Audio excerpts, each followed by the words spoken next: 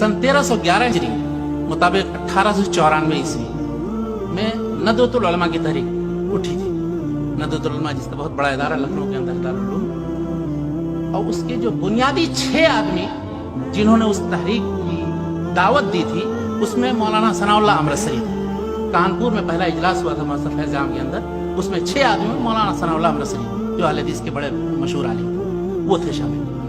इस तहरीक का मकसद क्या था कि तालीमी इस्लाह की जाए। मदारिस में जो निज़ाम तालीम है, जिससे सही तरीके से ना अरबी पढ़ते हैं लोग, न इस्लामी उलूम से वाकिफ़ होते हैं, और फारिग होने के बाद भी दर बदर ठोकरे खाते रहते हैं, तो उसमें निज़ाम तालीम की इस्लाह की।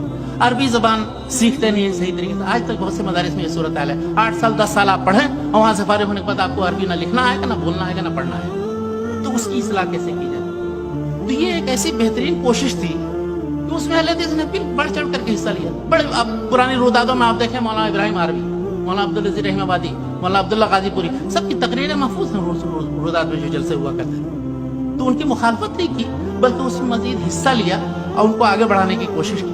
ये अलग बात है कि बाद में वो धीरे धीरे सिमटते वो एक खास मकतब फिक्र का हो जाए, वो अलग बात है। लेकिन अब भी बहुत से तलबा वहाँ अहले हदीस पढ़ते हैं और बहुत से अहले हदीस असातिज़ा भी पढ़ाते हैं। और अहले हदीस से दुश्मनी दरअसल नदवतुल उलमा का मौक़िफ़ होना ही नहीं चाहिए। और अगर किसी उस्ताद या किसी शख्स की तरफ से इस तरह की बातें हुई हैं तो ये दुरुस्त नहीं है, उनके अपने मनहज के खिलाफ है। खुद मौलाना अबुल हसन नदवी रहमतुल्लाह अलैह वो बराबर एतराफ़ करते थे अहलुल हदीस का। उन्होंने अपनी किताबों में बाकायदा उनका जिक्र किया है और उनके जो इदारों में वो गए और तारीफ की है कि अहलुल हदीस के क्या काम है। ये नदवतुल उलमा का एक जमात और कायम हुई, सियासी तौर पर मुसलमान उलमा का प्लेटफॉर्म, जमीयतुल उलमा, जिसका नाम सुनते ही हम समझते हैं कि एक मखसूस मकतब फिक्र की जमात है। आपको मैं बताऊं कि ये सन 1919 में कायम हुई ये जमात। मौलाना मोहम्मद हसन देवबंदी उसके सदर थे। मौलाना सनाउल्लाह अमृतसरी कासिमी हैं, दारुल उलूम देवबंद के फारिग हैं, ये भी मैं आपको बता दूं। वो भी उसके मुअस्सिसीन में से जमीयतुल उलमा, और एक अरसे तक बहुत से अहले हदीस उलमा उसमें शामिल रहे और उसकी सदारत की जमीयतुल उलमा की। उसमें आखिरी आलिम जो थे मौलाना अब्दुल वहाब आरवी उसके सदर थे, जिन लोगों को हम लोगों ने देखा भी। तो ये सियासी तौर पर मुसलमानों की एक आवाज़ होनी चाहिए, उलमाए किराम का एक मुत्तहिदा मौक़िफ़ होना चाहिए। जमीयतुल उलमा कायम करने वालों में अहले हदीस शामिल। जमात इस्लामी की मिसाल लीजिए, सन 1941 में मौलाना मौदूदी ने दावत दी कि दीन की दावत का काम मुत्तहिदा तौर पर करने के लिए हम किस तरह से सारे उलमा को इकट्ठा करें और बजाय के हम इख्तिलाफात में मुब्तला हों, दीन की दावत का असल काम हम करें। चुनांचे उन्होंने जिन लोगों को बुलाया सन 1941 में, उसकी रिपोर्ट में आप देखिए मौलाना अताउल्लाह ने भोजानी, मोहम्मद इसाक भट्टी और बहुत से उलमा उसमें शरीक हुए बाकायदा। ये अलग बात है कि बाद में लोगों को इख्तिलाफ हुआ उसके मनहज से, बहुत से लोग के बाद में उलमाए किराम शामिल हुए, मौलाना अब्दुल गफ्फार हसन रहमानी और मौलाना मसूद आलम नदवी, सब अहले हदीस उलमा उसमें शामिल रहे। और अभी तक बहुत सी तहरीरें मोहम्मद आसिम हद्दाद वगैरह सब अहले हदीस उलमा की शाये करते हैं जमात इस्लामी वाले। तो ये अहले हदीस ने उसमें भी हिस्सा लिया।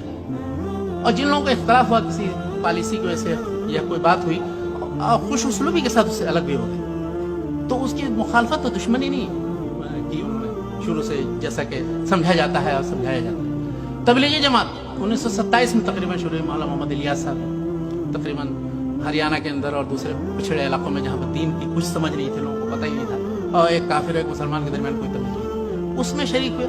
उसमें उस वक्त जो उन्होंने तहरीक चलाई उसमें भी बहुत से अहले हदीस उलमा शामिल हुए और वो तफरीक करते भी नहीं थे। उनका मकसद सिर्फ ये था कि सारे उलमा जो हैं तबलीग और दावत का काम करें, सिर्फ पढ़ने पढ़ाने के लिए जो मदरसे में बैठे हुए हैं और इससे इस्लाह का काम सही तरीके से नहीं हो रहा, वो काम करें। चुनांचे उनके साथ बहुत से अभी जाइए आप इंग्लैंड चले जाइए या हिंदुस्तान में देखिए, पाकिस्तान वगैरह में बहुत से लोग अहले हदीस उसमें शामिल थे और रहे। ये अलग बात है कि जब उनको मुख्तलिफ जगहों पर जाने और उनके साथ घूमने का मौका मिला, अब वो जब किसी तरह का कोई सवाल करते हैं, कुछ पूछते हैं, कोई इश्काल पेश आता है, तो उनको पसंद नहीं करते हैं उनके उलमा, और फिर धीरे धीरे इन लोगों की रहनुमाई हो जाती है, कुरान हदीस की तरफ पढ़ लेते हैं तो हकीकत समझ में आती है, छोड़ देते हैं जमात। ऐसी बहुत सी मिसालें मौजूद हैं। लेकिन कहना यह है कि इन लोगों ने इन जमातों की मुखालफत नहीं की और उनकी कोई दुश्मनी के पहलू से अहले हदीस ने कोई मौक़िफ़ इख्तियार नहीं किया। वो हमेशा हक़ की तरफ दावत देते हैं, हक़ का जिक्र करते हैं, हक़ बयान करते हैं, रसूलुल्लाह सल्लल्लाहु अलैहि वसल्लम की सही हदीस में आया क्या है वो बयान कर देते हैं। ये उनका काम होता है। इसलिए